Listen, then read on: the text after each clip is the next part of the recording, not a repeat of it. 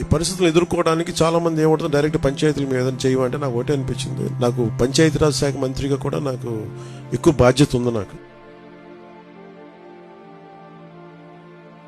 ఇంకా చెయ్యాలి, దీనికి ఇంకొంచెం నా వంతు సహాయం సరిపోవట్లేదు, ఇంకా చెయ్యాలనిపించింది. సో దాదాపు 400 పంచాయతీలు అనుకుంటే, నేను ఒక్కొక్క పంచాయతీకి వ్యక్తిగతంగా నా తరపు నుంచి 1 లక్ష రూపాయలు డైరెక్ట్గా పంచాయతీలకు వెళ్ళాలి. మన 10,000 రూపాయలు 25,000 రూపాయలు ఎలాగా డైరెక్ట్ పంచాయతీ నిధుల్లో పడ్డాయో, అలాగే ఈ 1 లక్ష రూపాయలు కూడా ఇది ఎంత సహాయం అవుతుందో తెలియదు, కానీ కనీసం ఆ పారిశుద్ధ్య పనుల కన్నా పనిచేస్తే ప్రభుత్వం మీద కొంచెం భారం తగ్గుద్ది. సో నా సైడ్ నుంచి నేను ఇచ్చి 400 పంచాయతీలకి ఈ 1 లక్ష రూపాయలు చొప్పున కనీసం పారిశుద్ధ్య పనులకు కొంచెం సహాయకారిగా ఉంటుంది అనేది.